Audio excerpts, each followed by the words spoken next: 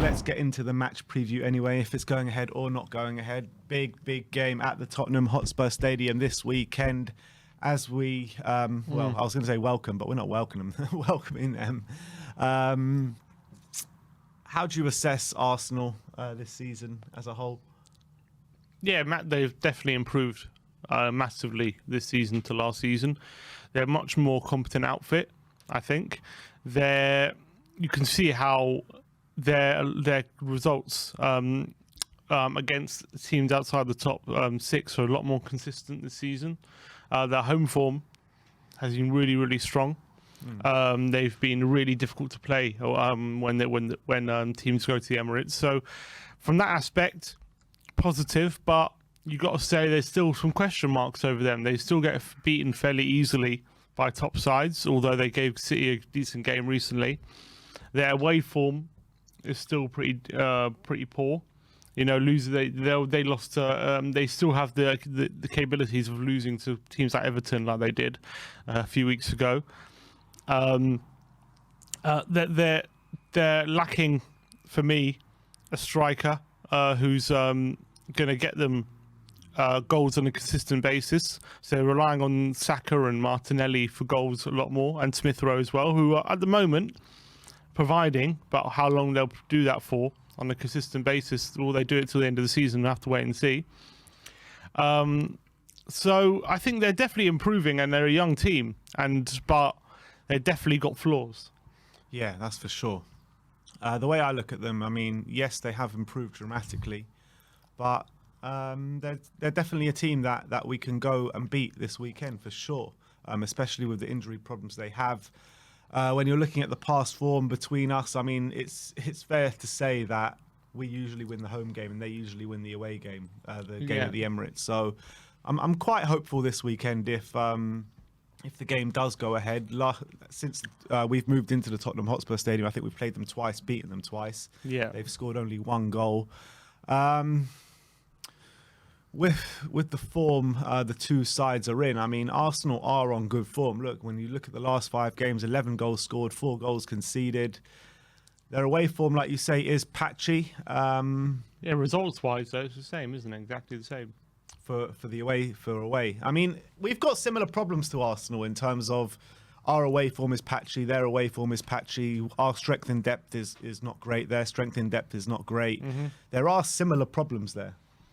Yeah, and yeah, there are, but I would say at the moment they've got a bit of I think Conte is still fairly early on in his tenure, so we're still getting to grips with how Conte wants to play. We're not 100% there yet, whereas Arsenal definitely playing a bit like an Arteta team now. I think you're really seeing at the moment how Arteta wants Arsenal to play, and it's looking good when they're on song. When they're in full flight, they can look pretty good. But because they're such a young team, you know, as much as they do play well in a lot of their games, they're always susceptible to like a performance like they had at Forest, like they had at Everton. You know what I mean? So in the away games I'm talking about, there's always that question mark when they go away from home, isn't there? Yeah, definitely. Whether they're up for the fight, whether they can hold strong. And to be fair to them, yesterday in the League Cup game, they did that. They dug deep. They were down to 10 men, and they were able to get the draw, the 0-0. Which is a good result. It was a toothless Liverpool side, and I felt if one of Mane and Salah played yesterday, they probably would have lost the game. Yeah, probably, but they did. But the fact is, they weren't playing, and they still had to defend really well to get that result. And I felt they did that, to be fair to them. And that was one of the question marks that's over this Arsenal team. Look, they didn't win, but they did get a good result, you'd have to say, in the circumstances. For being down 10 men for so long. I actually put them favourites going through to the final now. Yeah, it depends what kind of lineup we see. Because I still think Liverpool were the better team yesterday, even 11 versus 11. So if it's a similar, you know, Liverpool were unlucky. In fact, 11 versus 11, Liverpool had more chances than they did when last was down to 10. They had lots of chances. So I still think Liverpool were the better team. So if it's going to be a similar lineup in the second leg, I still think Liverpool are slight favourites. Yeah, even if Liverpool are a better side, it's going to be a different game at the Emirates. It will be a different game at the Emirates. Arsenal, well, look, we don't know how many Arsenal players are going to be out, but if they do play a similar lineup to what it was last night, which could be unlikely because of the injuries that they do have, I think they can get the result. Without Salah and Mane, Liverpool just look a bit blunt, don't they? They do, but Arsenal didn't do anything either. So yeah, but like I said, it will be a different game at the Emirates. But when you look at the problems Arsenal do have, I mean, the number of injuries, suspensions, AFCON, COVID stuff that they've got going on is it's pretty mental. mad. So you've got Granit Xhaka, who's suspended, Tomiyasu, who's a doubt, Smith Rowe, who's a doubt, Aubameyang, who's at the AFCON and also got COVID, Partey, El Neni, Pepe, all at AFCON, Odegaard has got COVID, Kolasinac, Suarez and Saka all doubts.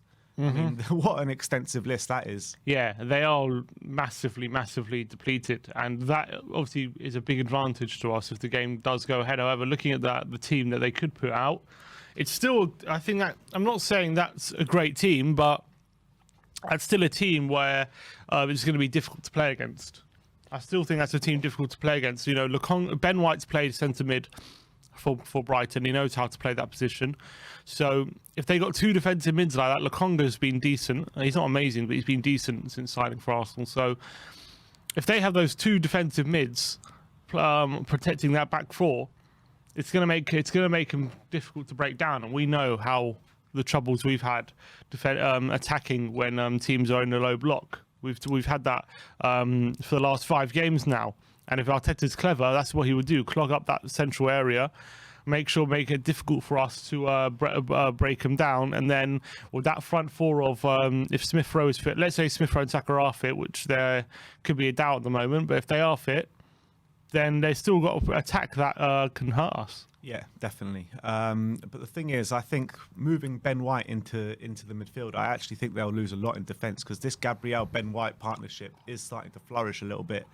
And they seem to be getting to grips with each other. They seem to be working well with each other. And I think it's been quite a solid base for them in recent weeks. So I think it's actually a big thing for us splitting up that partnership if they do that, because they could potentially maybe put a Chambers. I think Chambers in midfield sometimes they've done in the past. But look, they have done. Ben White probably will be moved into midfield, like you say, has done that for Brighton in the past. So I think it's a big thing, them splitting up that partnership. Last night, Ben White was really good, played really well last night. So I think they're definitely a team to be got at with all those injuries. And I think if the game does go ahead with however much Arsenal are depleted, I do think that we can take advantage of that. 100%, because especially if we've Dyer's back and one of Reguilon or Session is back on the left. Dyer is back, I think. Then definitely a big advantage to us, 100%, because I think we could seize control of the game. Obviously, we'll still have Kane there. I know Son's out, but we'll still have Kane up front with Lucas, and maybe Bergwijn could be back as well if he's not back from injury. So 100% that our players, our starting 11 will be there, and Arsenal will be depleted, and I think would be a massive advantage to us. And I think Arsenal trying to fit all these square pegs into round holes might catch up with them overall. I still think it'll be difficult to break them down, but Arsenal like that. But Arsenal usually are a team, even against Man City, they had lots of possession, and they weren't just like counter-attacking all the time. They like to have control of the game. And I've lost the possession.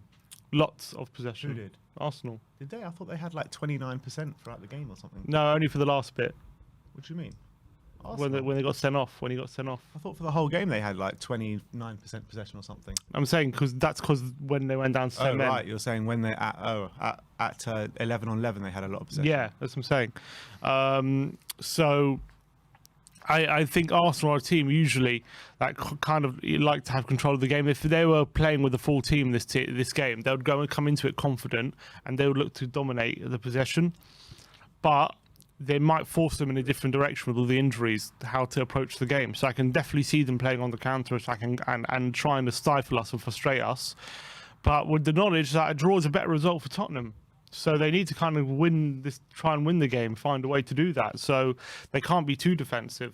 But that's their best route to a result, I think. When you say, Arsenal with them being so depleted, if they, pack the central areas, make it hard for us to attack them, make it hard for us to break them down. Mm-hmm. If we do get that early goal, game plan out the window, and surely they'll have to come out a bit more, and we can hit them on the counter attack, and we can maybe storm ahead there.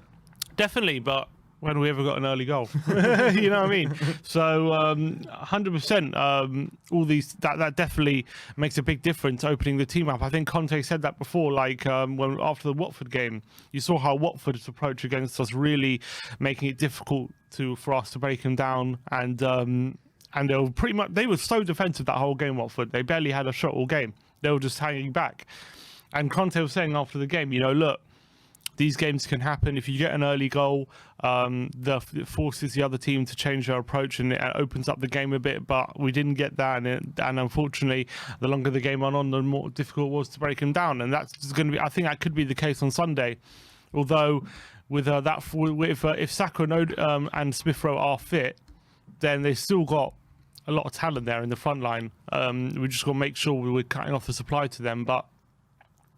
An early goal definitely, if they're going defensive, definitely changes things for Arsenal. But we can't. I feel like in this game, we don't want to give them too much encouragement. We don't want to say to them, "Here, have the ball, and we'll just counter you." Because I feel like if we do that, we're giving them what they want, which is more possession of the ball. We have to be stifling. We want control of the ball in this game. I think that's what we want to force them to defend, because the front four players are dangerous. I really believe that. And if we give them time and if we not space, but if we give them time to build play up, I don't know, will our defence be strong enough to hold them out? Yeah, we need to be aggressive. We need to be on them from the minute one. We need to just go at them. Just be super, super aggressive. Like, we know we can. We've basically done it opposite to the game against at the Emirates, basically. Basically, the polar opposite, because that game at the Emirates was nothing short of a disgrace. Mm-hmm. Nothing short of a disgrace, and Skip will be nicely rested for this one. Obviously didn't play, he came on for the last few minutes in the second leg, so Skip will be nicely rested, and he's a player that was massively missing at the Emirates, wasn't he? Yeah, absolutely. Obviously in the Emirates we played Ndombele and Delhi in centre mid, didn't we? And it completely... Who the hell thought it was a good idea to play a 2-2 of Ndombele and Delhi? The guy who's gone. Ridiculous. He's been sacked. So definitely Skip comes in. We need that fight in there, 100%. Look, the interesting thing is, if we do get an early goal, and Arsenal are looking disjointed with all their absentees, it could actually be a battering. Yeah, I mean, it could, but the thing is, if we let them settle in this game, then it's going to be an even game. If we let them settle in this game, they'll grow in belief throughout the game, and they'll think they can come and get a result. And if they grow in belief as the game wears on, and we tire as the game wears on, and the belief saps out of us a bit, then I do worry for us this weekend. We have to have a fast start this week. If we have a fast start, their game plan goes out the window, and we can really take them to the sword. We really can. We need to unsettle them early. We need to kind of make them believe that those absentees that they have is making them disjointed in how they play. Mm-hmm. I really believe that that psychologically is very, very important. Yeah. If we let them settle in, and then they start to believe, okay, even though we've got these players missing, we know what we're doing, and we're settled in this game, and we're defending well. If we early doors create 2 or 3 chances, we open them up, and get them thinking, oh shit, we're missing all these players, and that's why we're getting so easily opened up. That can psychologically be very damaging for them. If we let them settle in, and then all of a sudden it gets to 45 an hour and it's still 0-0, and we're not hurting them that much, then all of a sudden they're feeling, look, it doesn't matter, we're missing these players, look how strong we are defensively, they're not really hurting us. So we need to make sure we're unsettling them as early as possible, and then you could see maybe us growing confidence, and actually you think if we can get an early goal, this could be a bad day for Arsenal considering their team out. But if we let them settle, I think it's going to be, and if they make it a close game, with the talent they have up front, you never know what can happen. Agreed. Got a comment in the live chat that I just want to address from Don Arsenal saying, "We are depleted, but no way are we losing to you lot on Sunday. Trust me, we don't get disjointed anymore." I mean, you did just lose to Nottingham Forest in a very disgraceful performance. They weren't even that depleted against Forest. No, they weren't. And a few weeks before that, they had a very depleted performance against Everton.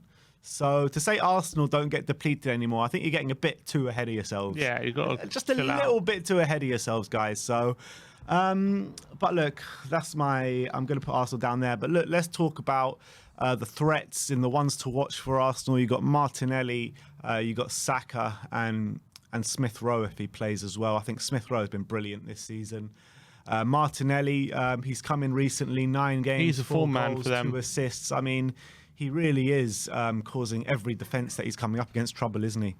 Yeah, he's been really strong recently. Ever since he came in a few games ago, he's been really.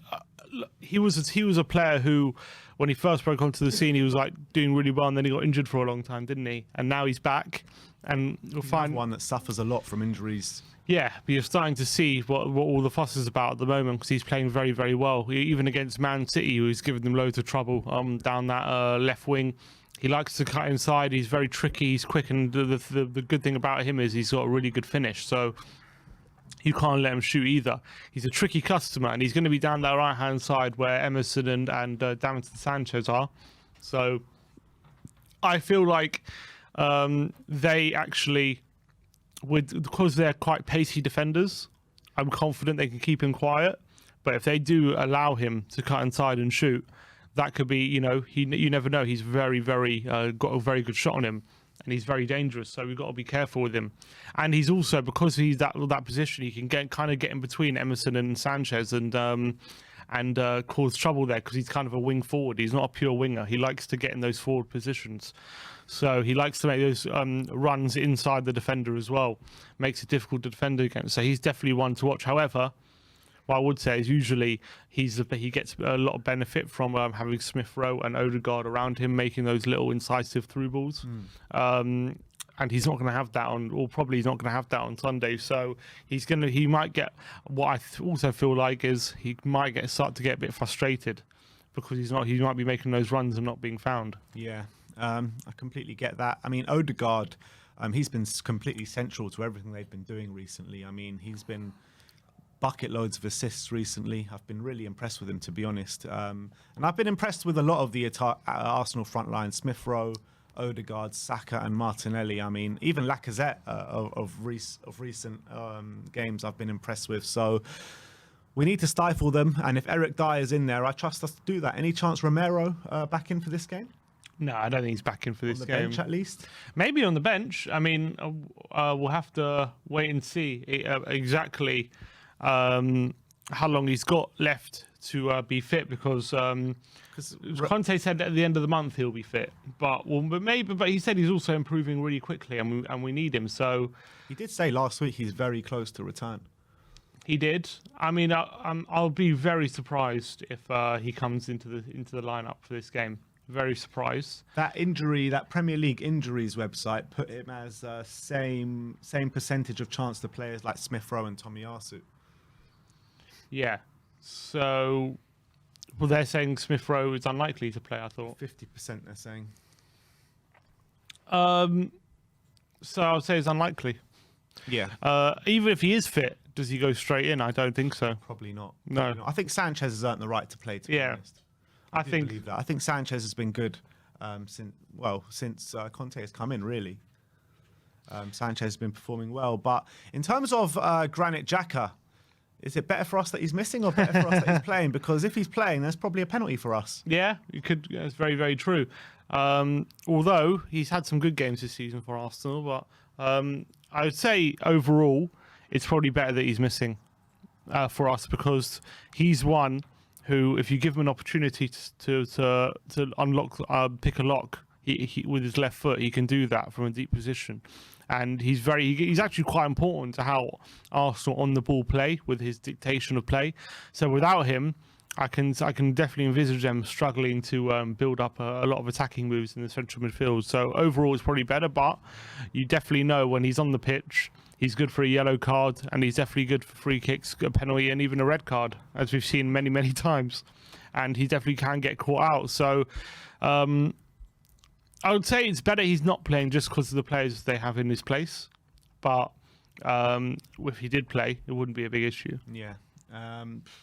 It's a big game this weekend. I want to hear what you guys have to say about it. How confident are you going into it, and what's your score prediction? With them players missing, I'm definitely more confident that we're going to get a result. I'm definitely more confident we're not going to lose now. With the form they're in, I was thinking, could they get a result here with the players we've got missing? But if Dyer's back, I think, and all the injuries Arsenal have, I don't think we'll lose the game. I did say draw before, but actually I'm leaning towards us winning now. Come on. With everything. So I'm thinking like a 2-1 to Tottenham, or maybe even a 2-0. I think actually Arsenal are going to struggle to create against us. You give me 5 points this weekend. You said 2-0? 2-1, I think I said. I'm going to go 2-0. 2-0. I'm going to go clean sheet. Yeah, I love that prediction of 2-0. I think it very much could be, but I do think Arsenal can find a goal from somewhere. So I'm going to go 2-1 to Spurs. Harry Kane to get his annual goal against Arsenal, and I think Lucas Moura will be very important in this game as well. I think without Sonny, Lucas has got to take the mantle of being even more influential in the attacking line. He's been playing really well this season as well, so I'm going 2-1 Kane and Moura. Who do you think our scorers will be tomorrow? I reckon Kane with a brace. Kane with a brace, like that. He's your star man this weekend. Exactly. I just hope and pray we do not start Matt Doherty, because actually, if he starts even on the right or the left, that gives Arsenal a massive encouragement. Definitely, because they'll have Saka there on that side, and then all of a sudden that gives someone to go on Saka to Emerson, man. Reguilon and Emerson, or Sessegnon and Emerson. I don't know if Reguilon's fit or not, but if not, it has to be Sessegnon. If Doherty starts, Doherty, please. It gives someone for Saka to run at all of a sudden, and I reckon he would get a lot of joy. Yeah, agreed.